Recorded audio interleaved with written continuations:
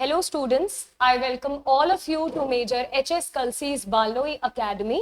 My name is Asmita Singh and I am your English mentor. So we all are done with the NDA examination and now it's our responsibility to know all the answers of each and every question. So let's start the class. So as we all know, there are 50 questions when it comes to the section of English, and we'll be doing all of them one by one. This is set number A.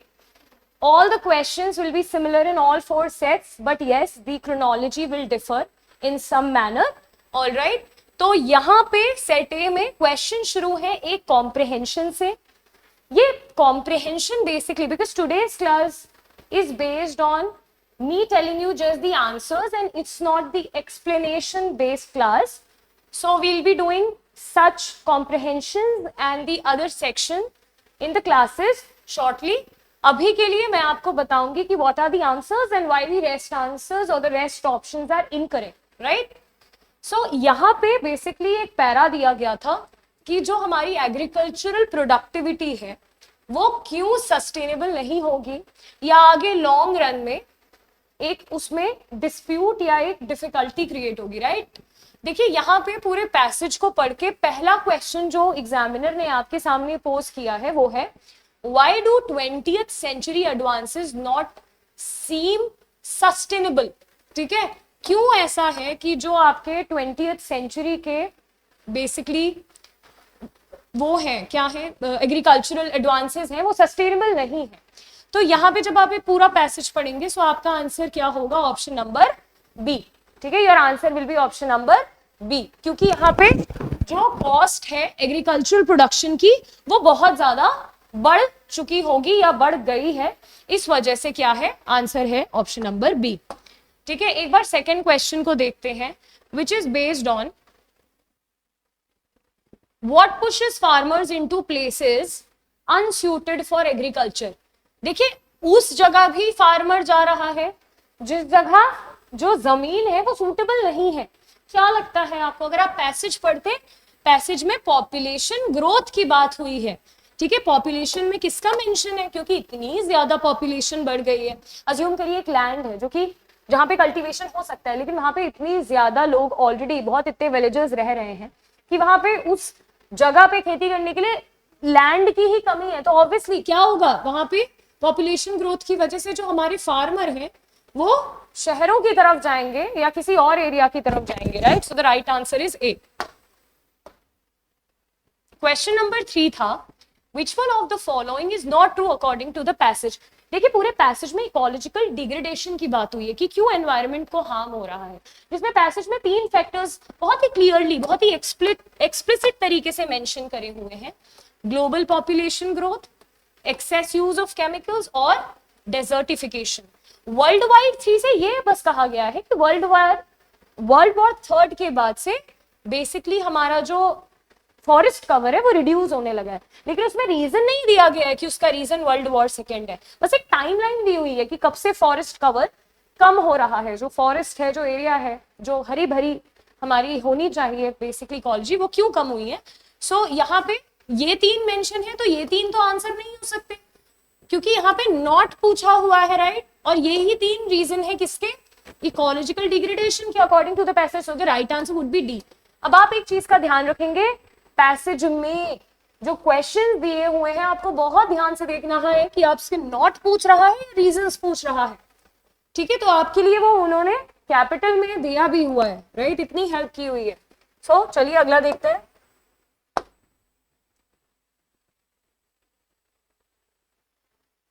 Cursor उधर है. The next one is, which is question number 4, which is the conclusion of the author in the passage about the prospects of agriculture in the world. ठीक है, let's understand it.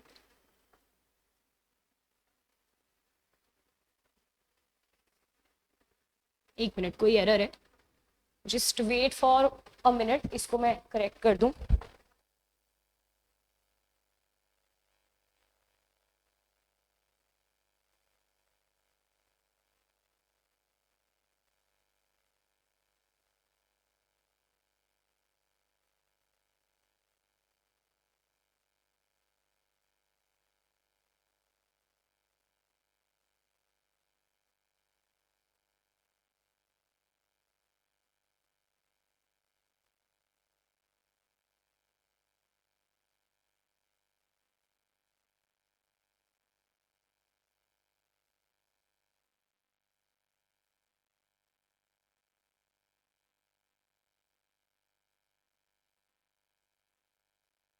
Now I hope I am audible.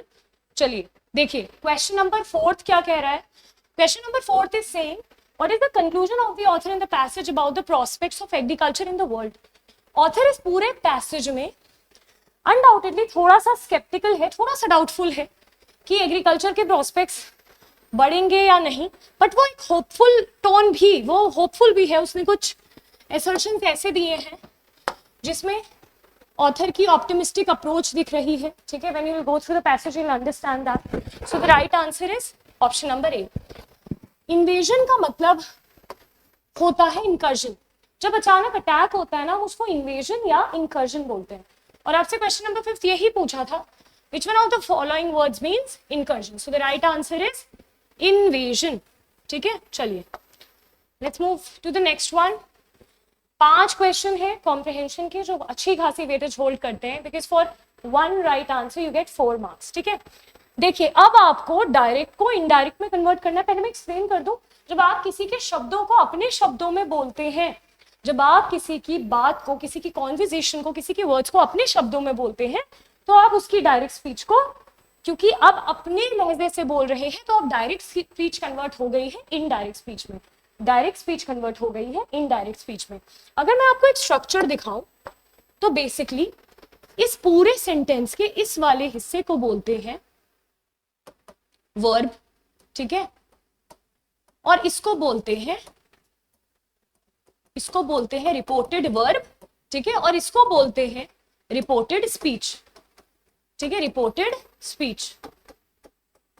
तो भाई ये किसी और के शब्द हैं, ठीक है, जिसको आप अपनी भाषा में बोल रहे हैं। You are changing the speech from direct to indirect.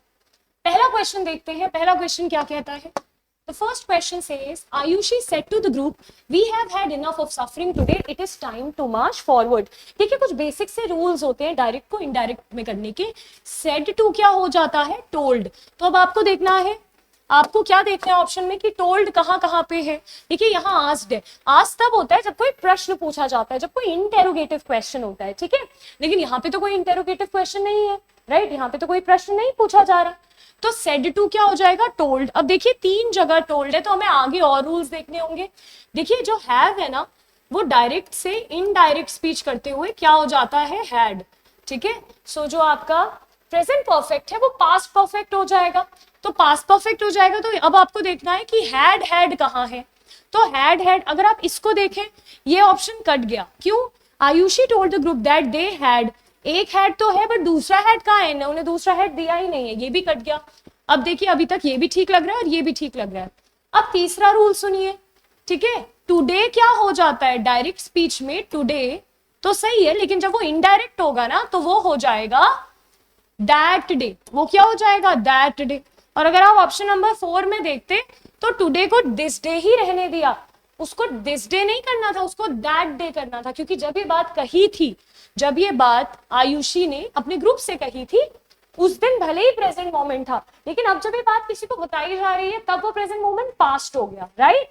तो आपका टुडे क्या हो जाएगा? That day. So the right answer is option number A. अच्छा क्वेश्चन है। अब देखिए question number 7, convert from direct to indirect. फिर से हमें, ठीक है, अलास। अब देखिए ये ना एक इंटरजेक्शन है जो कि इमोशन एक्सप्रेस करता है। अच्छा, कौन से इमोशन? जब आप दुख प्रकट करते हैं, जब आप किसी बात पे दुखी हैं, तो आप क्या बोलेंगे? अलास। ठीक है, alas we lost the match by 1 point. और ये किसने कहा? कैप्टन ने कहा। चलिए अब देखिए, जब आप मैच हारे हैं, तो आप एक्सक्लेम्ड से ज्यादा फिट, यहाँ पे ऑप्शन है रिग्रेट वाला। ठीक है, तो जहां पे रिग्रेट है, अभी वो हमारा आंसर हो सकता है। बिकॉज अगेन मैंने बोला ना, जब इस तरीके के इंटरजेक्शन आएंगे, फीलिंग्स आएंगी, तो उसे डायरेक्ट से इनडायरेक्ट स्पीच में कन्वर्ट करते हुए आपको एक स्पेसिफिक वर्ड का यूज करना होगा, जो कि दिखाएगा कि उनको दुख हुआ, उनको इस बात का पछतावा है। सो पछतावा तो टोल्ड से नहीं आप कर सकते ना, कट गया। एक्सक्लेम्ड से भी नहीं होगा। अब आगे देखते हैं। द कैप्टन रिग्रेटेड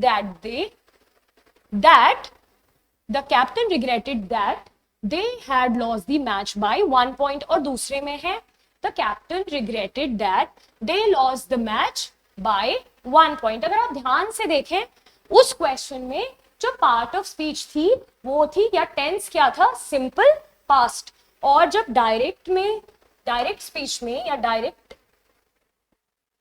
स्पीच, हाँ बिल्कुल, डायरेक्ट स्पीच में जब सिंपल पास्ट है तो उसका इनडायरेक्ट फॉर्म करते हुए सिंपल पास्ट को चेंज करना होगा किसमें, पास्ट परफेक्ट में।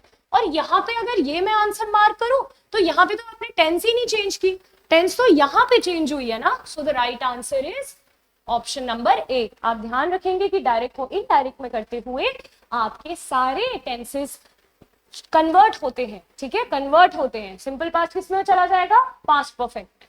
अगला देखते हैं क्वेश्चन। अब देखिए यहां क्वेश्चन पूछा है ना, यहां पे क्वेश्चन पूछा है किसने, आलोक ने शीला से, where were you last week, तुम कहां थी लास्ट वीक।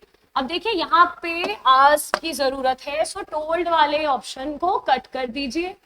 अब बाकी देखिए, अब देखिए यहाँ पे ये दो ऑप्शन भी क्यों खत्म हो गए, यहाँ पे ये दो ऑप्शन भी क्यों गलत हो गए। ये वाला तो इसलिए गलत हो गया क्योंकि आपने लास्ट वीक को कन्वर्ट ही नहीं करा भाई, लास्ट वीक को आपको बदलना होगा किसमें, वीक बिफोर में, ठीक है। मैंने बोला ना कि दिनों को भी बदलना पड़ता है, राइट। सो ये तो कट गए दो ऑप्शन। अब देखिए दो कट गए तो एक ही आंसर रह गया। Alok asked Sheela where she had been the week before. तो यहाँ पे हैड बिन इसीलिए आया, या यहाँ पे हैड बिन इसीलिए आया क्योंकि यहाँ पे सिंपल पास्ट था, और सिंपल पास्ट को मैंने आपको अभी बताया था आपको कन्वर्ट करना पड़ेगा, राइट, किसमें, पास्ट परफेक्ट में। सो इसीलिए she had been the week before. The right answer is option number B. आगे चलते हैं, सिर्फ 3 क्वेश्चन थे, क्या हमने कोई क्वेश्चन छोड़ा, question number 6, question number 7, question number 8, okay, सिर्फ 3 क्वेश्चन थे, क्योंकि जो बाकी 2 क्वेश्चन है वो अब बेस्ड है किस पे, एक्टिव वॉइस और पैसिव वॉइस। मैं थोड़ा सा इंट्रोड्यूस कर दूं एक्टिव वॉइस और पैसिव वॉइस क्या होता है। देखिए एक्टिव वॉइस हमें, अगर मैं सिर्फ वॉइस की बात करूं, अभी भूल जाइए एक्टिव और पैसिव को, जब हम सिर्फ वॉइस की बात करते हैं तो वॉइस बेसिकली वर्ब की वो फॉर्म है जो हमें ये बताती है कि सब्जेक्ट जो है वो एक्शन कर रहा है या फिर सब्जेक्ट रिसीव कर रहा है एक्शन को। तो देखिए जब भी एक्शन सब्जेक्ट करेगा तो वो एक्टिव वॉइस होगी, और जब भी सब्जेक्ट एक्शन को रिसीव करेगा तो वो पैसिव वॉइस होगी, ठीक है। तो आपको जो सबसे पहला टिप मैं दूंगी एक्टिव पैसिव सॉल्व करने की, वो ये होगी कि आपको एक्टिव से पैसिव बनाते हुए जो एक्टिव में सब्जेक्ट था उसको पैसिव में ऑब्जेक्ट बनाना होगा, और जो पैसिव का ऑब्जेक्ट था वो एक्टिव में सब्जेक्ट बनेगा। अभी आपको समझ आ जाएगा, एक बार सेंटेंस देखिए, क्वेश्चन देखिए, ठीक है। The king who the people loved build the castle 5 centuries ago। वह किंग जिसको लोग बहुत प्यार करते थे, ठीक है, लोग प्यार करते थे किंग को, उन्होंने क्या बनवाया था, 500 साल पहले 5 centuries की बात हो रही है, एक कैसल बनवाया था। अब देखिए कुछ तो कितने इजीली एलिमिनेट हो रहा है। The castle build 5 centuries ago by the king loved by the people। क्या कैसल को प्यार करते थे लोग, नहीं। क्वेश्चन को ध्यान से पढ़िए, कैसल जिसने बनवाया किंग को ना, the castle was build 5 centuries ago by the people। क्या कैसल पीपल ने बनाया और उन पीपल को किंग प्यार करते थे, बिल्कुल नहीं। अब इन दोनों को देखिए, the castle was build 5 centuries ago by the king, यहां तक तो सही था, यहां तक तो सही था, but king who loved the people, no, it was the people who loved the king। So the right answer is A, the castle was built 5 centuries ago by the king who was loved by the people। See, so easy। तो आपने एक चीज note की होगी, यहाँ पे subject क्या था, किंग, इसका पैसिव बनाते हुए किंग को क्या बना दिया आपने, ऑब्जेक्ट, और यहाँ पे ऑब्जेक्ट क्या था, द कैसल। द कैसल को आपने पैसिव सेंटेंस बनाते हुए क्या बना दिया, सब्जेक्ट। तो आपको इस बात का ध्यान रखना है, ठीक है। चलिए अगला क्वेश्चन देखिए, अगला क्वेश्चन है, आई होप आपको नीचे दिख रहा है, the company has recruited 400 engineers who will have to complete an internship for 3 weeks। ठीक है, ये कंपनी ने रिक्रूट करे हैं कितने इंजीनियर्स, 4 इंजीनियर्स रिक्रूट करे हैं, और ये 4 इंजीनियर्स क्या करेंगे, इस इंटर्नशिप को कंप्लीट करेंगे कितने हफ्तों में, 3 हफ्तों में, ठीक है। अब इसका पैसिव देखते हैं, मैं अगेन एलिमिनेशन के थ्रू बताती हूँ। 400 engineers have been recruited by the company, ठीक है। फिर क्वेश्चन में खुद ही full stop, internship of 3 weeks will have had be completed by them, बिल्कुल बकवास, no, it's not the right answer. The company has been recruited, company को recruit करा है, और वो भी किसने, 400 इंजीनियर्स ने, again grammatically incorrect. 400 engineers have been recruited by the company, यहां तक सही था, यहां तक यहां पे भी सही था, and they will have to complete an internship of 3 weeks. भाई आपने तो एक्टिव से पैसिव करते हुए टेंस ही नहीं बदला, बदलेगा क्या बदलेगा, देखिए 400 engineers have been recruited by the company and an internship of 3 weeks will have to be, क्योंकि जब एक्टिव वॉइस से पैसिव वॉइस करते हैं तो अगर यहाँ पे will have आया है तो इधर will plus have plus to be भी आता है, जो कि सिर्फ इसमें आया है। देखिए अभी मेरे पास इतना टाइम नहीं है कि मैं आपको पूरा एक्टिव पैसिव पढ़ाऊं, वरना मैं आपको सारे रूल्स बताती कि कैसे टेंस बदलती है, सब्जेक्ट कैसे ऑब्जेक्ट बनता है, ऑब्जेक्ट कैसे सब्जेक्ट बनता है। अभी की क्लास सिर्फ आंसर्स बताने के लिए है, ठीक है। हालांकि आपको ये लेक्चर प्रोवाइड है ऑलरेडी कोर्स में, तो आप एक बार एक्टिव पैसिव जाके देखिएगा, ठीक है। उसमें सारा स्ट्रक्चर दिया हुआ है मैंने, प्रेजेंट टेंस में, पास्ट टेंस में, फ्यूचर टेंस में क्या क्या हम कन्वर्जन करते हैं। चलिए अब क्वेश्चन थोड़े बदल गए हैं, और ये मैंने क्लास में इंट्रोड्यूस भी करा था कि बी रेडी फॉर होमोनिम्स। देखिए यूपीएससी जो सीडीएस में सिलेबस देता है वो 1-2 साल बाद या 1-2 साइकिल बाद ही एनडीए में भी देना शुरू कर देता है। होमोनिम्स क्या होते हैं? Homonyms are basically similar words but with different meaning. So अगर आप इन वर्ड्स को देखिए बड़े सिमिलर है और कहीं ना कहीं बहुत ही सेम मीनिंग देते हैं या सेम साउंड करेंगे, लेकिन अगर आप इनकी डिटेल्स में जाएंगे, इंट्रिकेसीज में जाएंगे, तो इनमें एक सूक्ष्म, एक बहुत ही माइन्यूट डिफरेंस है, आपको वही डिफरेंस डिटेक्ट करना है, ठीक है। सो एक बार डायरेक्शन पढ़ लीजिए। In the following items a pair of words is provided, you are required to select the option that most appropriately describes the meaning of both the words and mark your response in the answer sheet। देखते हैं, चलिए। Seldom का मतलब होता है कभी कभी, seldom का मतलब होता है कभी कभी, तो ये ऑप्शन तो कट गया। और क्या इसका मतलब नेवर होता है? कभी भी नहीं, नहीं, सेल्डम का मतलब होता है कभी कभी, बहुत मुश्किल से। सो सेल्डम मीन्स फ्रीक्वेंटली नहीं, सेल्डम मीन्स हार्डली, मुश्किल से। और एवर का मतलब या ऑफन का मतलब तो हम सबको भी पता है, ऑफन मतलब अक्सर। I often visit my village, right, I often visit my village. So this is the right answer, option number A. Overview and review देखते हैं। देखिए ओवरव्यू का मतलब होता है जनरल आइडिया लेना। मैंने बोला, मैंने आपको एक बुक दी, मैंने कहा इसका ओवरव्यू ले लो, मतलब एक जनरल आइडिया ले लो कि इस बुक में क्या क्या बेसिकली इंडेक्स में दिया हुआ है, क्या क्या एक बेसिक जिस्ट है, समरी है। लेकिन अगर मैंने बोला रिव्यू लाओ, इस रिसर्च पेपर का रिव्यू लाओ, इसका मतलब उसका डेप्थ में असेसमेंट करो, उसका एनालिसिस करो, ठीक है। तो दोनों बहुत ऑपोजिट नेचर के हैं। So the right answer would be overview means general idea and review means assessment, depth में एनालिसिस करना। So the right answer is option number B. 13th पढ़िए, ओवरकम एंड सक्सीड। काफी सिमिलर लग रहे हैं ना। देखिए किसी चीज को ओवरकम कर लिया मतलब उस पर जीत हासिल कर ली, उस पर फतेह हासिल कर ली, ट्रायम्फ, उसको सरपास कर दिया। सक्सीड मतलब अचीव करना, ठीक है। सक्सीड मतलब तो होता है अचीव करना, और ओवरकम मतलब उसको हासिल कर लेना, उस पर विजय पा लेना, उससे आगे निकल जाना। सो the right answer is option number ए, ठीक है।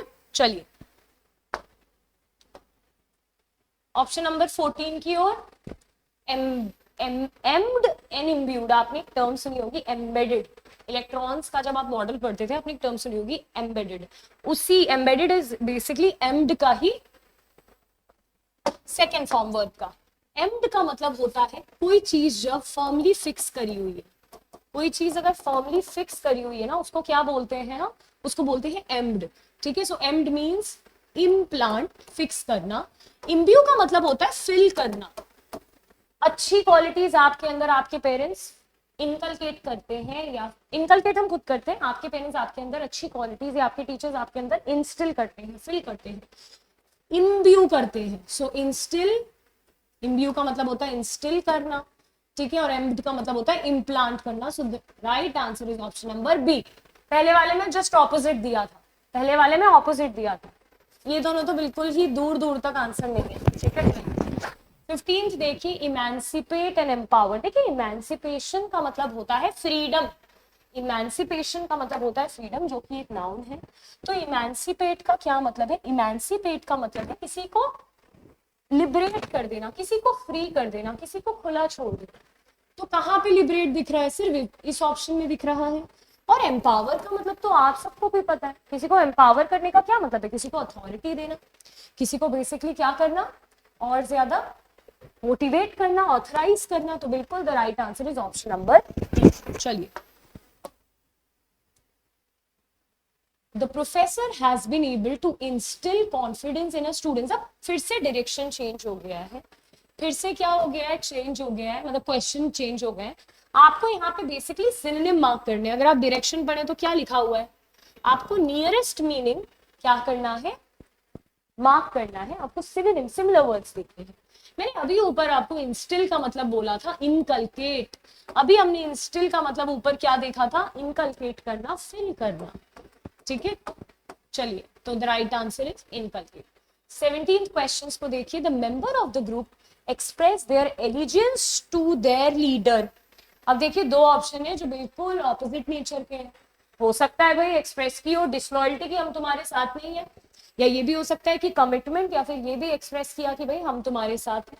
एलिजेंस का मतलब होता है कमिटमेंट, एलिजेंस का मतलब होता है लॉयल्टी। बहुत एक अच्छा शब्द है, ठीक है। तो अगर आप किसी को अपनी एलिजेंस दे रहे हैं तो आप उसे श्योरिटी दे रहे हैं, आप उसे अश्योर कर रहे हैं कि मैं आपके साथ हूं, मैं आपके साथ हूं, ठीक है। तो the right answer to this question is commitment.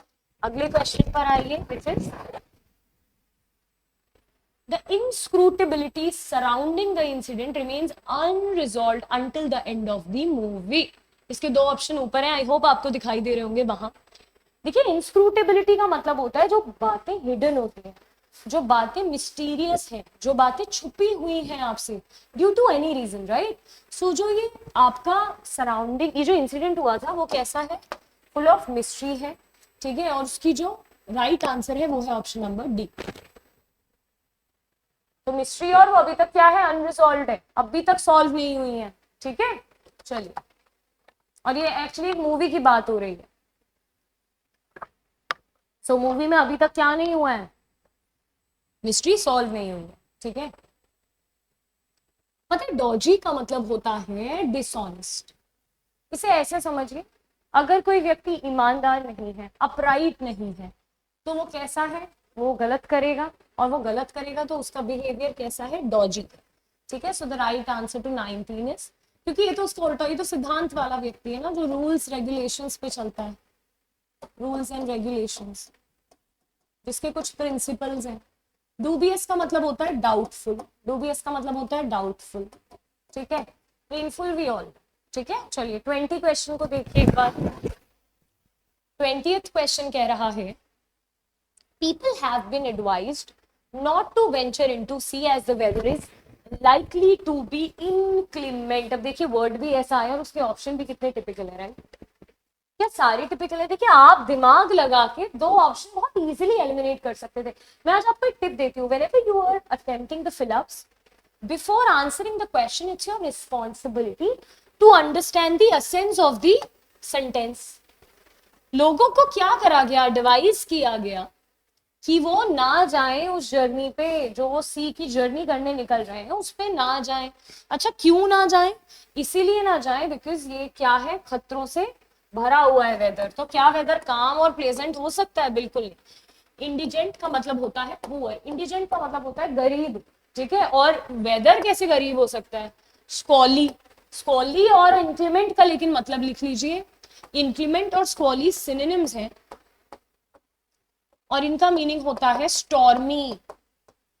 कैसा वेदर, पूरा भाई तूफान आ रहा है, पानी के अंदर हवाएं चल रही हैं, you know, so the situation is pretty much dangerous. So how it could be काम और प्लेजेंट, राइट। सो ऐसे दिमाग लगाइए, क्योंकि देखिए दो सिमिलर आंसर, सॉरी दो सिमिलर ऑप्शन तो वैसे ही कट गए, क्योंकि सिमिलर है अगर दोनों तो, और एक फिलअप में तो एक ही आंसर आएगा, और दोनों सिमिलर है मतलब दोनों कट गए। रीजनिंग यूज करा करो, ठीक है। Let's move to the next one. Okay, अलग फिर से क्वेश्चन चेंज हो गया। आई होप हमने सारे ऊपर क्वेश्चंस कर लिए हैं। चलिए अब देखिए क्या करना है, ये सेक्शन थोड़ा सा इंपॉर्टेंस होल्ड करेगा, मैं बताती हूँ क्यों। अच्छा ये सेक्शन क्या था, इससे पहले एग्जाम में कभी भी नहीं आता था, ठीक है। ये अब आता है एग्जाम में, और ये क्या करता है मैं अभी आपको एक्सप्लेन करती हूँ।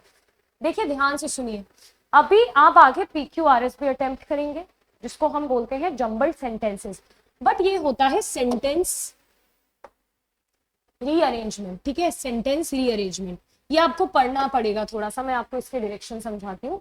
In this section each item consist of 6 sequences of a passage, मतलब एक पैसेज को 6 पार्ट में डिवाइड किया हुआ है.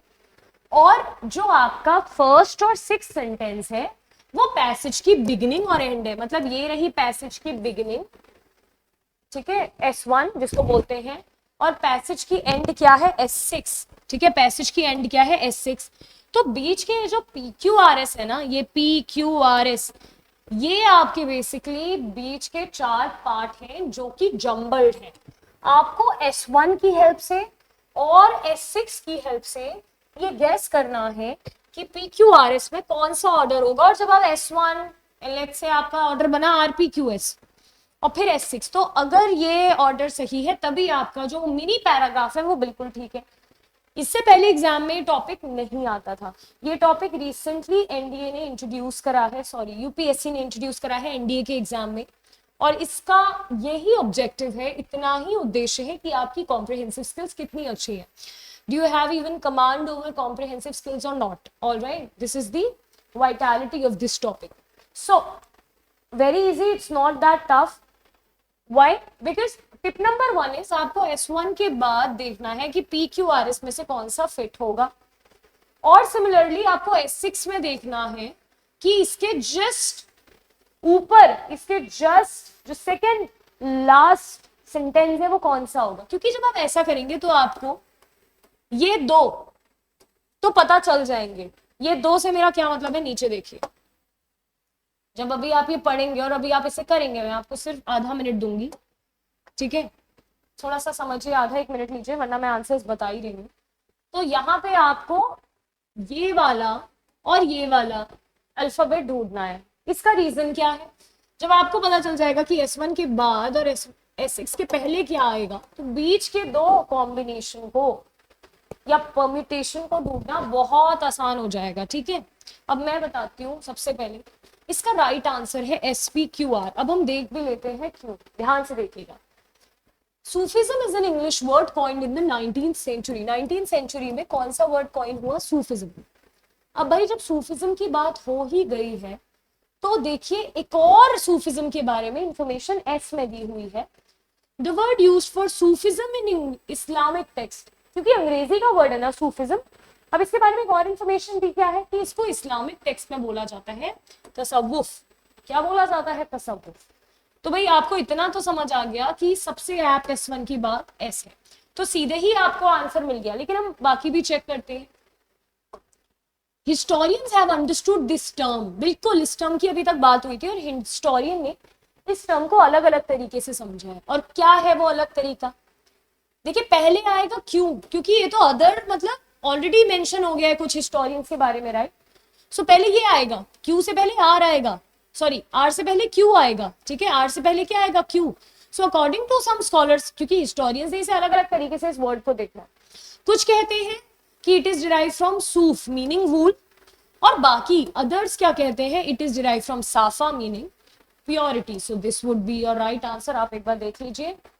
ठीक है, इसके अलावा कोई भी फिट नहीं है, इसके अलावा क्रोनोलॉजी कहीं पे भी फिट नहीं होगी. चलिए आगे चलते हैं. अब आप ये पढ़ पा रहे हैं. चलिए इसके 2 ऑप्शन दे दिए हैं उधर और इसके 2 ऑप्शन दे दिए हैं इधर, but it's okay. You must be having your question paper. यहाँ पे आपकी जो स्टोरेज है, जहाँ पे आपको फाइल मिलेगी, वहां पे आपको दिख जाएगा. बिकॉज अभी मैं आपको समझा नहीं पाऊंगी. आधे ऑप्शन उधर है, आधे ऑप्शन उधर है. स्टार्टिंग जरूर पढ़ लेते हैं. अल बरूनी की बात की हुई है, कब उनका जन्म हुआ, 973 में. कहाँ पे, Khwarezm in present day Uzbekistan में उनका जन्म होता है. ठीक है, एंड किससे होगा ये पूरा passage, he arrived in Ghazni as a hostage. Ghazni आते हैं, ठीक है, but gradually develop the liking for the city. पहले तो उनको कैदी बना के लाया गया, बट फिर उनको बाद में वो जगह बहुत अच्छी लगी. ये एंड है. अब देखते हैं आगे. अब ऑप्शन पहले कुछ चीजें पढ़ते हैं. देखिए जन्म अब हुआ 1017 में, when Sultan Mahmud invaded Khwarizm, he took several scholars back to his capital. ठीक है, ये फिर कहते हैं he was well versed in several languages, Syriac, Arabic, Persian, Hebrew and Sanskrit. जी बिल्कुल, बहुत अमेजिंग पोएट थे. ठीक है, अल बरूनी, आपने हिस्ट्री पढ़ी है तो इनका नाम जरूर पढ़ा होगा. Khwarizm was an important center of learning and Al-Biruni received the best education. देखिए नीचे भी ख्वाजिरम मेंशन है, यहाँ पे भी है, लेकिन ख्वाजिरम के बारे में एडिशनल डिटेल यहाँ दी गई है। इसका मतलब एडिशनल डिटेल से पहले तो ख्वाजिरम कहीं ना कहीं मेंशन हो जाना चाहिए, ऐसे दिमाग लगाइए। तो ख्वाजिरम यही तो मेंशन हुआ है, तो मेरे ख्याल से S1 की तुरंत बात आएगा आर। किन दो ऑप्शन में आ रहा है देखिए, पहले तो बुद्धि यूज करिए और 2 को एलिमिनेट कर दीजिए, राइट। बाद में आर के 2 ऑप्शन है। अब देखिए पी पहले आएगा या पहले क्यू आएगा, ठीक है, पढ़ लेते हैं पहले। आगे है क्यू और पी, तो हमें आगे जाना होगा। He was well versed in several languages। बिल्कुल भाई, उनके बारे में और इन्फॉर्मेशन दी जाएगी ना। पहले की जो एल्बरूनी थे उनको बहुत सारी भाषाएं आती थी, ठीक है। और फिर क्या हुआ 1017 में, जब सुल्तान महमूद ने इन्वेड किया ख्वाजिरम को, उन्होंने बहुत सारे स्कॉलर्स को क्या ले गए अपने साथ, गजनी ले गए, और एल्बरूनी उनमें से एक थे। क्योंकि स्कॉलर्स की बात हुई है ना, पहले आपको मेंशन तो करना पड़ेगा ना कि वो भी स्कॉलर थे। सी कितना इजी क्वेश्चन है। So the right answer would B RQS P। तो धीरे धीरे जब फोकस होके पढ़ेंगे आपके सामने सारे के सारे आंसर्स वहीं पे हो जाएंगे, ठीक है। देख लेना घर पे, डू इट वंस। अगला क्वेश्चन क्या है, विजयनगर और सिटी ऑफ विक्ट्री। देखिए विजयनगर को सिटी ऑफ विक्ट्री भी कहा जाता है।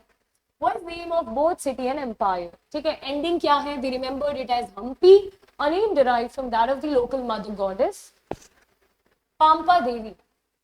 अब पढ़ते हैं, देखते हैं क्या आएगा।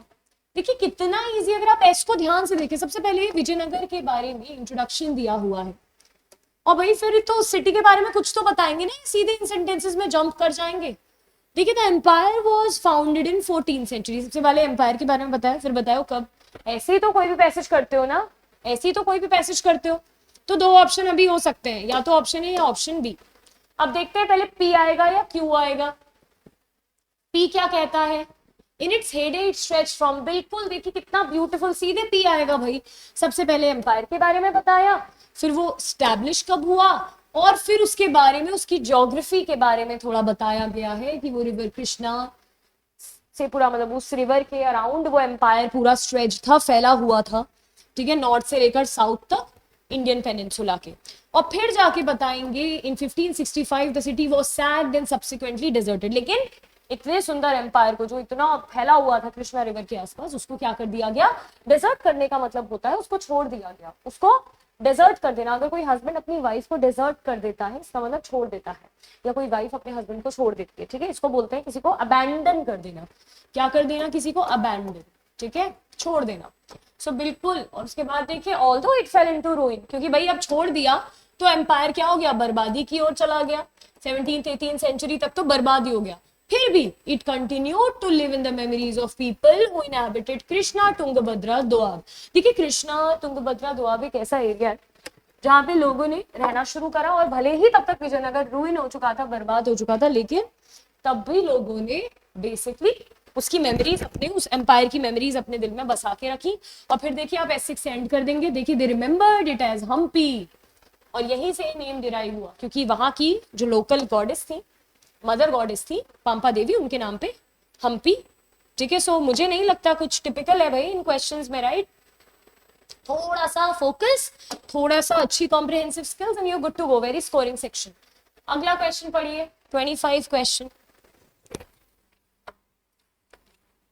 जो कि लिबरलाइजेशन पे बेस्ड है बेसिकली। एक क्वेश्चन मुझे ऐसा लग रहा है मैंने छोड़ दिया है क्या, कोई क्वेश्चन, हाँ 24 करिए पहले 24 करिए, लिबरलाइजेशन एंड ग्लोबलाइजेशन, ठीक है, एक इकोनॉमी पे बेस्ड टॉपिक है, ठीक है। PSQR इसका राइट आंसर होगा, अभी बताती हूँ क्यों। देखिए liberalisation and globalisation freed India's economy. देखिए इंडिया ना बहुत लो GDP पे था, ठीक है, ग्रॉस जो इंडिया का प्रोडक्शन था वो बहुत लो था, ठीक है, प्रोडक्ट, और वो बेसिकली इंडिया के प्रोग्रेस में एक बाधा था, ठीक है, इम्पीडिमेंट बोलते हैं, इम्पीड मतलब बाधा बन रहा था। टुडे, और खत्म कैसे हो रहा है, कंक्लूड कैसे हो रहा है, today India has transformed into one of the largest economies of the world. तो शुरुआत कुछ इस तरीके से की है कि पहले कितनी दिक्कत थी, GDP बहुत कम थी, हम एक ट्रैप में फंसे हुए थे लो GDP के, बट उसके बाद लिबरलाइजेशन और ग्लोबलाइजेशन की वजह से देखेंगे क्या क्या चेंजेस आए, और वही चेंजेस बीच में है, पढ़ते हैं। देखिए सबसे पहले इंडिया के रेट के बारे में बताया गया है, ठीक है, देखिए India's PC rate of growth and a set of emergent circumstances led to a balanced payment crisis. क्योंकि रीजन बताया जा रहा है ना कि हम क्यों ट्रैप में फंस गए, तो रीजन तो पी ही है, तो सबसे पहले आएगा पी, फिर क्या आएगा इन लैंडमार्क बजट। अब देखिए ना कितना प्यारा हिंट है, 1990s के बाद जो 1991 में इवेंट है वो मेंशन किया है। लैंडमार्क बजट 1991 का जो था, responding to the emergent crisis, India delicense many industries, बहुत ज्यादा इंडस्ट्री को डी लाइसेंस, जो लाइसेंस दे रखा था वो वापस ले लिया, and liberalised its economy policy, economic policy को लिबरलाइज कर दिया, प्राइवेट फर्म्स को भी इनवाइट किया, ठीक है। उसके बाद क्या हुआ, उसका कॉन्सिक्वेंसेस, क्योंकि ये प्रॉब्लम आई तो उन्होंने ये स्टेप लिया, और ये स्टेप लेने के बाद क्या हो गया, ease of business was ensured. इससे क्या हुआ, बिजनेस बहुत ही इजी, उसका फ्लो बहुत ही इजी हो गया, and the requirement for import licence and production quotas were removed. जो इंपोर्ट पे कोटा लगते थे, जो बाहर से जब सामान आता ना उसको इंपोर्ट बोलते हैं, राइट। सो जो उसपे कोटा या फालतू के टैक्स लगते थे, लाइसेंस लगते थे, उसको भी हटा दिया गया ताकि लिबरल हो जाए ना बिजनेस, बहुत ही आसान हो जाए। अगर आप इतने सारे टैक्स, इतनी सारी लेवाई ड्यूटी ये सब लगा देंगे तो दिक्कत तो होगी, राइट। उसके बाद देखिए क्या हुआ, फिर लास्ट में एंड कैसे करेंगे। Apart from these major India also took a loan. इन सारे मेजर्स के बाद इंडिया ने लोन भी लिया। कहां से लिया, इसको बोलते हैं इंटरनेशनल मॉनेटरी फंड, IMF, ठीक है, to tide over the crisis, but after 1993 India has not taken another loan. But देखिए, सोचिए इतने कम सालों में ही इंडिया ने अपनी सिचुएशन इतनी संभाल ली कि लोन लेने की भी जरूरत नहीं पड़ी, और इसी का क्या रिजल्टेंट है, इंडिया ट्रांसफॉर्म हो चुकी है। So the right answer is PSQR। Very very good question, ठीक है, और बहुत इजी। पढ़ के शायद आपको थोड़ा डर गए होंगे, इकोनॉमिक का आ गया, इकोनॉमी से रिलेटेड आ गया है, ठीक है, बट इतना भी टिपिकल था नहीं। चलिए अगला देखिए। In many countries, there are millions of people who are underprivileged and deprived. End कैसे हो रहा है? In the past, forced labor was imposed by landlords, money lenders, and other wealthy persons. अगर आप ध्यान से देखें ऑप्शन बी को, सबसे पहले बताया हुआ है कि इंडिया में बहुत सारे अंडर प्रिविलेज लोग हैं, राइट। और जो अंडर प्रिविलेज है, अब इनको ही मार्जिनलाइज कहा जाता है। इनके बारे में एक इन्फॉर्मेशन दी हुई है, जो मार्जिनलाइज हैं और ऑफन सब्जेक्टेड टू एक्सप्लॉइटेशन। भाई क्योंकि इतने गरीब हैं तो बड़े वल्नरेबल हैं, इजीली एक्सप्लॉइट हो जाते हैं लोग, इनका इजीली फायदा उठा देते हैं, ठीक है। बिल्कुल यहीं से शुरुआत होगी। वन सच फॉर्म ऑफ, देखिए ना कितना ईजी है, सबसे पहले एक्सप्लॉइटेशन को इंट्रोड्यूस करा और फिर उसके टाइप्स को। सो आर के बाद ही क्यू आएगा, जहां जहां क्यू पहले आ रहा है आर से, वो ऑप्शन सीधे सीधे एलिमिनेट होगा। इतना इजी है, शायद पैसेज पढ़ने की भी जरूरत नहीं है, बट मैं आपको एडवाइस करूंगी पढ़िएगा, घर पे तो जरूर पढ़िएगा, ताकि आपकी कॉम्प्रिहेंसिव स्किल्स अच्छी हो। जरूरी नहीं है इस तरीके की रीजनिंग हर क्वेश्चन में लगे। बस इसके बाद क्या हुआ, one such form of exploitation in our country has been begar और फोर्स लेबर, इसको बोलते हैं फोर्स लेबर, ठीक है। इसके बाद क्या हुआ, अनदर क्लोजली रिलेटेड फॉर्म, अब एक फॉर्म के बाद दूसरा फॉर्म बता दिया, is buying and selling human beings. भाई ये तो बहुत बुरा है, इसे ट्रैफिकिंग बोलते हैं, खरीदना बेचना, बंधुआ मजदूरी इसको बोलते हैं, ठीक है। चलिए एस के बाद क्या आएगा फिर, बोथ ऑफ दीज। और देखो अभी दो मेंशन कर दिए, तो अब इन दोनों को इंडिया ने क्या करा, इंडिया की गवर्नमेंट ने, इंडिया के कॉन्स्टिट्यूशन ने प्रोहिबिट कर दिया। और in the past force labour was imposed by, और इवन सिर्फ इनको प्रोहिबिट नहीं करा इन प्रैक्टिसेस को, अब क्या हुआ है, लेबर लॉज भी हैं, ठीक है, जो कि कुछ ऐसे लॉज हैं जो कि लैंडलॉर्ड्स को, जो लोग लोन देते हैं, जो फालतू का इंटरेस्ट फिर लेते हैं, उन पे भी कुछ लॉज लगाए गए, ठीक है।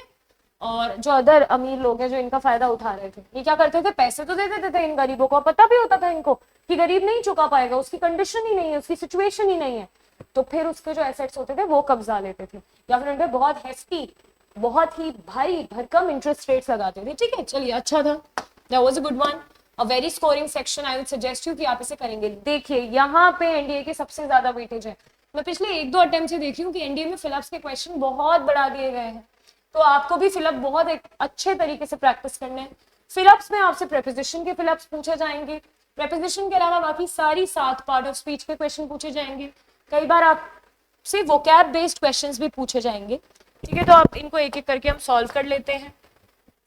I can't be bothered to tell him what I think. मुझे कोई, मैं बॉदर नहीं हूँ, मैं बता दूंगी जो मैं फील करती हूँ, ठीक है। In any case he would not listen to me. अगर वो मुझे ना भी सुने, इसका मतलब होता है इन एनी केस, मतलब अगर वो मुझे ना भी सुने तब भी मैं क्या करूंगी, बता दूंगी, क्योंकि इसका मतलब होता है इन एनी केस का एनीवे। वो मुझे सुनेगा तो नहीं, फिर भी मैं क्या करूंगी, मैं बॉदर्ड नहीं हूँ, मैं बता दूंगी जो मैं सोचती हूँ, ठीक है। ये है इसका 27 देखिए, dash if the referee points his fingers, this indicates that someone has done something wrong as regards, मतलब regarding to this, regarding to what, regarding to showing regarding to show a finger, ठीक है, मतलब as regards मतलब related. बहुत easy था, और कुछ भी नहीं आएगा, ब्रीफली नहीं आएगा, वट एवर वो no, not at all meaning sense. Meanwhile क्या होता है, दौरान, दौरान का तो सेंस ही नहीं आ रहा, ठीक है। चलिए अगला देखिए 28 dash have you been to the, ये बहुत अच्छा क्वेश्चन था, इसका आंसर है इंसिडेंटली। इंसिडेंटली का मतलब होता है हाल फिलहाल में, हाल फिलहाल में, या फिर जब कोई आप एडिशनल इन्फॉर्मेशन किसी से पूछते हैं ना, आप इंसिडेंटली लगाते हैं। तो क्या हाल फिलहाल में तुम लाइब्रेरी गए, ठीक है, क्या तुम लाइब्रेरी गए थे, तो इंसिडेंटली आंसर होगा, ठीक है। 29th देखिए, dash women are healthier and living longer than ever before, indeed on an average they can expect to live 5 years longer। भाई जो महिलाएं हैं, और ये बात स्टैट्स में भी है, ये सच है कि महिलाएं पुरुषों से ज्यादा जीवित रहती हैं। तो ये लार्जली के कॉन्टेक्स्ट में बात की कि ज्यादातर महिलाएं, और ये हर जगह का बेसिकली सीन है, तो to a large extent is the right answer, ठीक है। टू अ लार्ज एक्सटेंट मतलब बहुत हद तक, हर जगह की, हर कंट्री की महिलाएं पुरुषों से ज्यादा जीती हैं। कितने ज्यादा, एवरेज 5 साल ज्यादा। क्वेश्चन नंबर 30 देखिए, the difference is that I have been fortunate to find a career that I love and dash I am getting paid, मतलब व्हाट इज मोर, इसका ये मतलब एम्फेसिस डाल रहे हो कि भाई एक तो क्या हुआ कि मैं बहुत फॉर्चुनेट हूँ कि जो मुझे करियर चाहिए था वही मैं उसी में जॉब कर रहा हूँ, और उसके अलावा मतलब more than that, what is more, in addition to it मेरे को अच्छा पे किया जा रहा है, मेरे को सैलरी भी अच्छी मिल रही है, ठीक है। अच्छा क्वेश्चन है, थोड़ा सा एसेंस समझना था, बहुत इजी ऑप्शन थे स्टूडेंट्स। आपको बेसिक से फ्रेजेस के बारे में इंफॉर्मेशन होनी चाहिए। यहाँ पे आपने ध्यान दिया होगा, सिर्फ एक सिंगल वर्ड फिल नहीं करना, आपको ग्रुप ऑफ वर्ड्स फिल करना है, और ग्रुप ऑफ वर्ड्स को ही हम फ्रेजेस बोलते हैं। ऐसे में मैं आपको एडवाइस करूंगी कि आपको फ्रेजेस की एक अच्छी नॉलेज होनी चाहिए। ऑलराइट, 31 देखिए, अब एक सिर्फ एक वर्ड पुट करना है।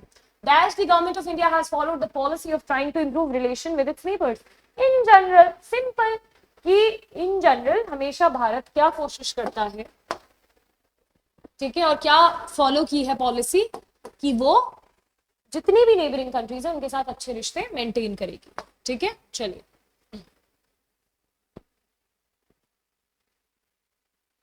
Dash this issue is likely to be discussed when the council meets next। Easy है, एज पर रिपोर्ट्स, भाई रिपोर्ट्स क्या कहती है कि ये जो इशू है, और रिपोर्ट्स आप ये भी तो हिंट ले सकते थे, मीटिंग की बात हो रही है, काउंसिल की मीटिंग की बात हो रही है, रिपोर्ट्स कहती है कि जो इशू है वो डिस्कस होगा अगली काउंसिल मीटिंग में। अगला देखिए, dash you needed to consult a physician, ठीक है। अगर ऐसा है इस मामले में देखिए, इन दीज केस तो वैसे ग्रामेटिकली गलत है, बिकॉज केसेस होना चाहिए था ना, दीज के बाद तो ग्रामेटिकल एरर है। लाइकवाइज होता है सिमिलर, वो यहाँ आएगा नहीं। हेंसफोर्थ होता है अब से, हेंसफोर्थ होता है फ्रॉम नाउ ऑनवर्ड्स, ठीक है। हेंसफोर्थ विल बी स्टडिंग हार्ड, ठीक है। तो भाई नहीं, इन दैट केस इस मामले में यू नीडेड, तुम्हें जरूरत थी कि तुम एक डॉक्टर को कंसल्ट करते, तो तुम्हें एक क्लियर आइडिया आता।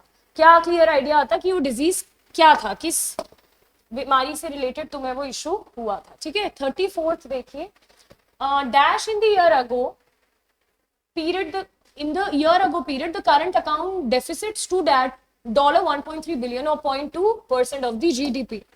ये तो बहुत आसान है, देखिए नोटेबली आता ही वहीं पे है जहां पे फिगर्स की, स्टैट्स की, डेटा की बात होती है, ठीक है। और नोटेबली का मतलब होता है जब हम कोई बड़ा इंपॉर्टेंट एग्जांपल दे रहे होते हैं, जब हम किसी को चाहते हैं कि प्लीज नोटेबली, यहाँ पे जरा जोर दीजिए, यहाँ पे जरा फोकस करिए, तो नोटेबली मतलब इंपॉर्टेंट फैक्ट जब हम बोलते हैं, शेयर करते हैं। बहुत ईजी था। Dash the records have been completely undermined by shoddy. देखिए शॉडी होता है केयरलेस, शॉडी का मतलब क्या होता है, शॉडी मतलब होता है जो पुअर क्वालिटी का होता है, ठीक है, पुअर क्वालिटी, केयरलेस। तो यहाँ पे ना एक रीजन दे रहे हैं हम, hence the records have been completely undermined, मतलब बिल्कुल ध्यान नहीं दिया गया रिकॉर्ड्स का। क्यों नहीं दिया गया, क्योंकि जो बुक कीपिंग थी वो कैसी थी, बहुत ही पुअर क्वालिटी की थी। तो हेंस क्या है, हेंस यहाँ पे रीजन दे रहा है, सो हेंस को लिख दो फॉर दिस रीजन। यहाँ पे बिकॉज ऑफ हो सकता था, बस हेंस यहाँ पे सबसे ज्यादा फिट है। बिकॉज ऑफ यहाँ पे मिसफिट हो रहा है, ग्रामेटिकली इनकरेक्ट हो जाएगा, because of the records have been completely, no as such नहीं होगा, फॉरएवर नहीं होगा, फॉरएवर तो हमेशा के लिए, ठीक है। तो the right answer is hence. चलिए आगे चलिए। हाँ जी, अब आपको कुछ वर्ड्स दिए हैं, अगेन वो क्या बात रही है, आपको इन वर्ड्स के मीनिंग बताने हैं, ठीक है। सिंपल सी इनकी डेफिनेशन पूछी हुई है, आपको इन्हें डिफाइन करना है। देखिए सबसे पहला जो वर्ड है इनफेलिसिटी, इसका मतलब होता है एक गलती, एक इनअप्रोप्रिएट, ब्लंडर, एक मिस्टेक, तो बताइए क्या जा रहा है? An inappropriate remark, a mistake, a blunder. Corollary क्या होती है? कॉरोलरी का मतलब होता है something that naturally follows. Corollary का मतलब ही बेसिकली होता है एक आउटकम और एक रिजल्टेंट। ठीक है, एक आउटकम या फिर एक रिजल्टेंट। इसका क्या मतलब है समझते हैं। इसका बेसिकली मतलब होता है कि कोई चीज जो होगी ही होगी, जैसे कि भाई बारिश होगी तो जो भी भाई घर के अंदर है वो तो ठीक है, बट अगर बाहर फसलें लगी हुई है, क्रॉप्स हैं, तो वो भीगेंगी, ज्यादा बारिश होगी और बर्बाद होगी होगी। ये एक उसका नेचुरल सा आउटकम है, उसका रिजल्टेंट है, कॉरोलरी है, जो होगा ही होगा, नेचुरली होगा।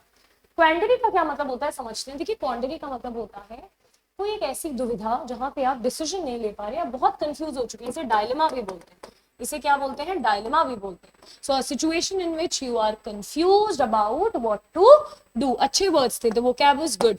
ठीक है, अगला देखिए प्रीजम्पशन। देखिए प्रिजम्पशन होता है जब आप बिना फैक्ट्स के ही अपने ही मन से कुछ भी आइडिया लगाए जा रहे हैं। आपने एक जनरल आइडिया ले लिया, एक जजमेंट बना ली, एक पॉइंट ऑफ व्यू बना लिया, ना आपके पास फैक्ट्स हैं, ना आपके पास डेटा है, ना आपके पास फिगर है, तो ऐसे इलॉजिकल डिसीजंस गलत होते हैं। तो the right answer is opinion form before having all the facts. All right, and the last one is smug. Smug क्या होता है समझते हैं। देखिए अगर कोई बहुत घमंडी है, बहुत एरोगेंट है, ठीक है, टू कॉन्फिडेंट, बहुत ही बोल्ड है, बहुत ही बोस्टफुल है, अपनी तारीफ, उसको क्या बोलते हैं? Smug. So the right answer is option number ए। चलिए अब जो ये अगला सेक्शन है ये S1 S6 से मिलता हुआ है, जुलता हुआ है, बट बहुत आसान है। मैं बताती हूँ ये आसान क्यों है, क्योंकि वहां पे तो आपको पूरे सेंटेंसेस क्या करने पड़ते थे, बेसिकली पूरे सेंटेंसेस आप अप डाउन करते थे, राइट। मतलब आपको पूरा समझना होता था, ज्यादा पढ़ना पड़ता था, टाइम टेकिंग थे।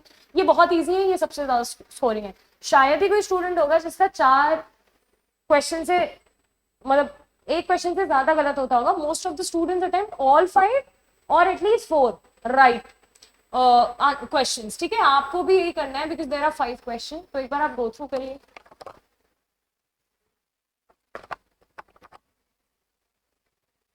चलिए क्या कह रहा है question,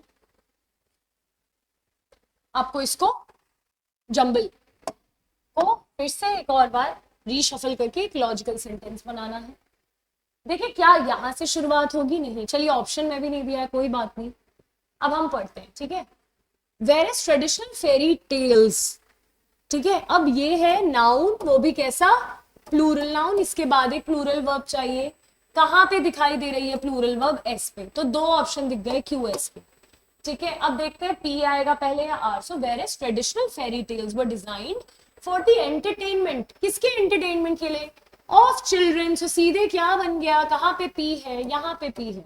so of children they contain deeply embedded. देखिए फिर से वर्ड आ गया, रिपीट हो गया। करता है यूपीएससी एनडीए के पेपर में एक वर्ड दोबारा रिपीट होता है कुछ क्वेश्चंस के बाद, वो दिखाता है कि कुछ स्पेसिफिक वर्ड्स कितने जरूरी हैं। तो ये डीपली एम्बेडेड है। कहाँ? इसमें क्या डीपली एम्बेडेड है इन फेरी टेल्स में? मॉरल लेसन्स, जो कि एडल्ट्स के लिए भी रेलिवेंट है। ठीक है, जो सिर्फ बच्चे ही शिक्षा नहीं ले सकते फेरी टेल से, एडल्ट्स भी शिक्षा ले सकते हैं, ये कहना चाह रहा है ये सेंटेंस। अगला क्वेश्चन ऐसे ही करते हैं, देखिए क्या लगता है आपको। अब ये कह रहा है, अब देखिए 3 शुरू हो रहे हैं क्यू से, तो आप भी क्यू के साथ ही जाइए, कहीं ना कहीं देखना क्यू वाला ही आंसर निकलेगा। आपको कंफ्यूज करने के लिए बहुत सिमिलर से दे दिए उन्होंने वैसे भी।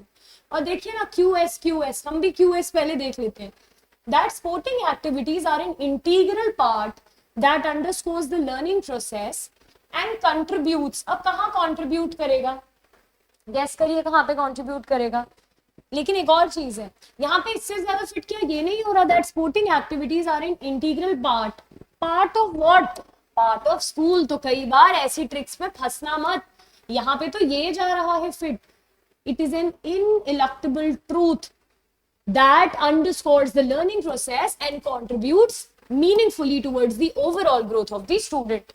So the right answer is option number A. मैं अपने स्टूडेंट्स को हमेशा ही बोलती हूँ कि ठीक है रीजनिंग लगाओ, ट्रिक लगाओ, लेकिन चेक भी करना हमारी जिम्मेदारी है कि क्या वो ट्रिक सही भी जा रही है। वो ट्रिक सही नहीं जा रही थी, यहाँ पे दोनों गलत थे ग्रामेटिकली। ठीक है, ये भी गलत था, ऑप्शन नंबर ए। चलिए क्वेश्चन नंबर 43 करिए।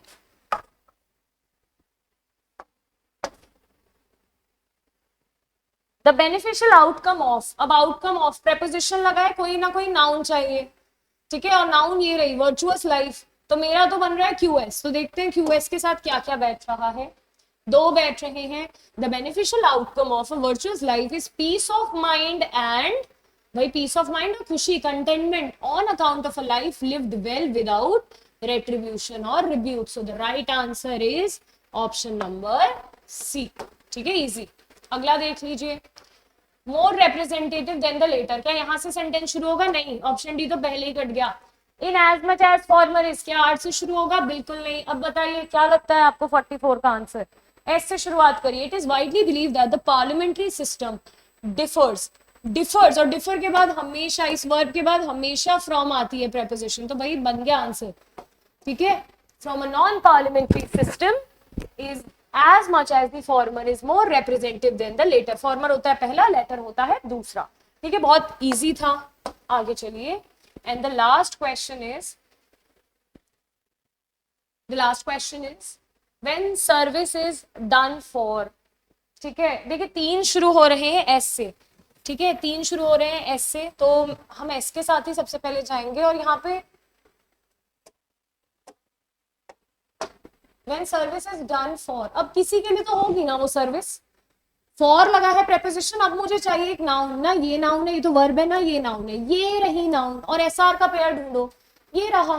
So when service is done for exhibition और फॉर फियर ऑफ पब्लिक, कहते हैं जब किसी का भला ना किसी को दिखाने के लिए किया जाता है या किसी के डर में किया जाता है, तो होता पता है क्या है उसका resultant? It stuns the person's offering. ये जो पुण्य कर रहे थे ना, वो पुण्य असल में हो नहीं रहा है, क्योंकि आप तो किसी के डर में या फिर सिर्फ दिखाने के लिए, एग्जीबिशन के लिए मैं कितनी ज्यादा सर्विसेज करता हूँ, मैं कितनी ज्यादा चैरिटी करता हूँ, तो क्या होता है भाई, ऑफरिंग जो होती है उसका जो पुण्य होता है वो क्या हो जाता है? रुक जाता है। और ये जो स्पिरिट होती है ना सर्विस करने की, जो भाव होता है ना, काइंडनेस होती है, उसको भी क्रश कर देता है। बहुत अच्छा सेंटेंस है, and the right answer is option number D. The last 5 questions are again related to fill-ups, but they are very easy. Let's see. It does not look like he is going dash in his studies, then what was predicted by his school principal। अब देखिए, कहते हैं ऐसा लग तो नहीं रहा कि वो और आगे, सिर्फ आगे की बात नहीं हो रही। अच्छा, ये तो होता है दूर, ये तो पहले ही कट गया। फार्दर मतलब डिस्टेंट, फार्दर मतलब डिस्टेंट, और डिस्टेंस की कोई भागने वागने की थोड़ी बात हो रही थी, दो तो पहले ही कट गए। It does not look like he is going any farther, क्यों आंसर होगा? एनी फर्दर, सॉरी, क्यों आंसर होगा? क्योंकि और आगे, सिर्फ आगे नहीं, कहते कि हमें नहीं लग रहा कि वो और आगे अब पढ़ेगा, अभी तक जितना पढ़ लिया वो तो छोड़ो, और आगे नहीं पढ़ेगा, क्योंकि उसका स्कूल प्रिंसिपल को लग रहा था वो पढ़ेगा, बट हमें नहीं लग रहा। एनी फर्दर, यहाँ पे क्या आंसर आएगा? देखिए, अमंग तो जब कोई हम डिस्ट्रीब्यूशन करते हैं तब आता है, वो भी डिस्ट्रीब्यूशन जब 2 से अधिक लोगों के बीच होता है, क्योंकि 2 लोगों के बीच जब कुछ डिस्ट्रीब्यूट करते हैं तो उसे बिटवीन से रिप्रेजेंट करते हैं। यहाँ पे कंफ्यूजन है ना, कंफ्यूजन, और कंफ्यूजन के लिए या तो एमिड जाएगा या एमिड। देखिए फॉर्मल वर्ड ज्यादा एमिड है। ठीक है, तो ये आंसर है। ये हमारी जो मॉडर्न इंग्लिश है वो एमिड को फॉलो करती है, ना कि एमिड्स को। तो मतलब एमिड ऑल कंफ्यूजन, मतलब सारी कंफ्यूजन के बीच में, सारी कंफ्यूजन के बीच में। ठीक है, so the right answer is एमिड। Question number 48 देख लेते हैं। The intricate operation on the patient required the expertise. ये बहुत अच्छा क्वेश्चन था, बहुत लोगों ने इसको मार्क किया बहुत ही जल्दी। स्पेशलिस्ट, बिल्कुल गलत जवाब। स्पेशलिस्ट तो खुद में एक नाउन है जिसको बोलते हैं स्पेशलाइज्ड डॉक्टर, और यहाँ पे सर्जन पहले से दे रखा है ना, यहाँ पे डॉक्टर का सिनोनिम पहले से दे रखा है, नाउन पहले से दे रखी है, हमें सिर्फ एक एडजेक्टिव की रिक्वायरमेंट थी, और एडजेक्टिव क्या होगा? स्पेशलाइज। तो मुझे ये क्वेश्चन बहुत अच्छा लगा। जिसको ग्रामर की अच्छी खासी नॉलेज होगी वो 2 बार नाउन लगाकर नहीं आता। पढ़ के भी देखिए कितना अजीब है। Required the expertise of a specialist surgeon, no, specialised surgeon, क्योंकि स्पेशलिस्ट लगाते फिर सर्जन की जरूरत नहीं होती, और सर्जन लिखा है तो क्या लगाना होगा? Specialised. Very good question. There are dash. देखिए, जब भी काउंटेबल नाउन आता है तो कम, लिटिल या लेस से नहीं, फ्यूअर से दिखाते हैं। ये वाला देन क्यों नहीं आएगा? देन का तो मतलब होता है बाद में, हमें कंपैरिजन वाला देन चाहिए ना, THAN। Very easy, very easy. There are dash vehicles on the highway due to. देखिए, अचानक से लैंडस्लाइड हो गई तो सारे जो भी व्हीकल के अंदर बैठे थे अंदर ही बैठे रहेंगे। मेरी कार खड़ी है, मैं कहीं नहीं जाऊंगा, नहीं भाई, उसको छोड़ देंगे। उसको, उनको बोलते हैं छोड़ी हुई, अबैंडन चीजों को, डेजर्टेड चीजों को स्ट्रैंडेड बोलते हैं, जो कहीं पे बस अटक गई है, कहीं पे छोड़ दी गई है। क्यों छोड़ दी गई है? अचानक से लैंडस्लाइड आ गया, इसलिए व्हीकल्स को क्या करा? छोड़ दिया गया। देखिए, आपने इस पूरे पेपर में, because now we have done the question paper, what did you notice? वो क्या है? Very very important. when it comes to the NDA examination. So there is no need कि आप सिर्फ ग्रामर पढ़ के या फिर अगेन सिर्फ वोकैब पढ़ के चले गए, दोनों का एक बैलेंस होगा. बट यस, वोकैब की बहुत ज्यादा वैल्यू है, फ्रेजेस आप पढ़ के जाएंगे एग्जाम में, फिलअप्स को बहुत ज्यादा प्राथमिकता दे रहे हैं हमारे एनडीए यूपीएससी, स्पेशली जो एनडीए के पेपर को क्रिएट करते हैं. With that I wish you all the luck. जितने भी क्वेश्चन से एक बार अगेन असेसमेंट जरूर करिएगा and take care of yourselves. जय हिंद.